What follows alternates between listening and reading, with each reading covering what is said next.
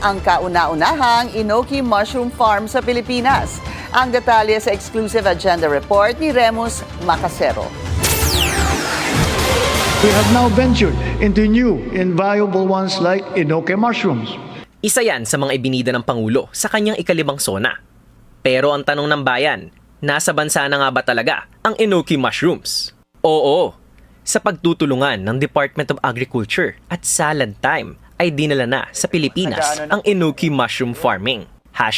#Filipino-owned, Filipino-made. Pero, paano nga ba nagsisimula ang Enoki farming dito sa Silang Cavite? Last 2 years ago po, nagsimula po kaming mag-study, mag-develop nung possible na mag-growth na Enoki dito sa Pilipinas. So after noon, napag-aralan namin and then nag-develop kami ng spore ng Enoki. 2 years in the making daw ang Enoki Farm na nagsimula sa pag-aaral ni Aisa sa pagde-develop ng Enoki spores sa lab. Madami pong proseso ang pagpatubo ng spore ng Enoki. Okay po. Yung una po is sa test tube, sunod po sa plates, and sunod po dun sa flask. Matapos ang mga proseso sa lab, ang mga spores na kinuha ay i-inject naman sa mga container na may lamang mixed organic materials. Simula dito, ito yung mga raw materials natin. Compose siya ng 10 different raw materials. Puro organic materials yung mga yan. Ito ho yung pinagkakalooban ng mga darak. Yes, yung corn cob.